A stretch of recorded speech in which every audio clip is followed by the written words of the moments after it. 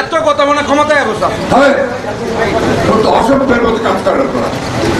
মিলাদে আসছেন মিলাদের মতো থাকেন এখানে কাজ করেন আপনারা রাস্তায় গিয়ে কথা বলেন এখানে থাকার দরকার নেই থামেন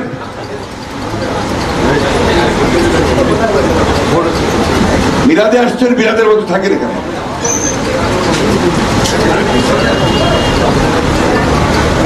সেই নেত্রীর আজকে জন্মদিন গতকাল ছিল জন্ম তারিখ আমাদের নেত্রী রাজনীতিতে যে কথাটা কিছুক্ষণ আগে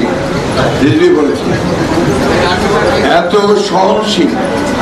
এবং সৌজন্যের পরিচয় দিয়েছেন তিনি নিজেই বলেছিলেন যে 15 তারিখে আমরা কোনো কেক কাটা রাজনীতি করব না আমরা আল্লাহর কাছে দোয়া চাইব তার সুস্বাস্থ্যের জন্য আমরা দেশের জন্য দোয়া চাইব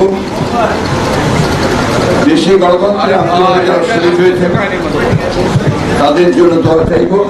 আপনারা কি থামবেন না আপনারা এত কথা মনে ক্ষমতায় অবস্থা অসভ্যের মতো কাজ করেন আপনারা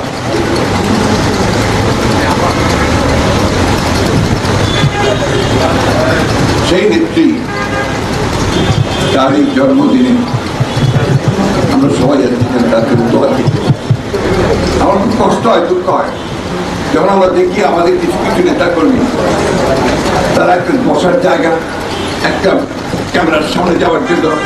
যে সমস্ত ব্যবহার করেন আচরণ করেন এটা কোনো সভ্য মানুষের করার দরকার নেই তাই আচরণ ঠিক না তার জন্মদিন এখানে দোয়া মাহফিল এসছেন এখানেও কথা বলতে হবে চিৎকার করতে হবে কথা বলতে হবে আমাদেরকে বারবারই কথা বলতে হবে কেন দেশনেত্রী বেগম খালেদা আগেই বলেছি যে তিনি শুধু বাংলাদেশের নেত্রী নন আমি তাকে সবসময় বলি তিনি হচ্ছেন এই বিশ্বে নারীদের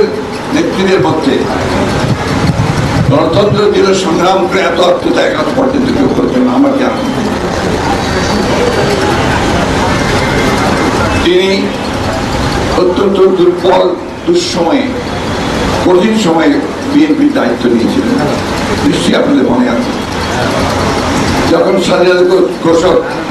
শহীদ প্রতি জিয়া রহমান শহীদ হলেন তারপরে আমাদের দল অত্যন্ত দুঃসময় পড়েছিল একজন স্বৈরাচার এরশাদ সেদিন জোর করে ক্ষমতা দখল করে নিয়ে বিএনপিকে ধ্বংস করবার কাজে যুক্ত হয়েছিল গণতন্ত্রকে ধ্বংস করেছিল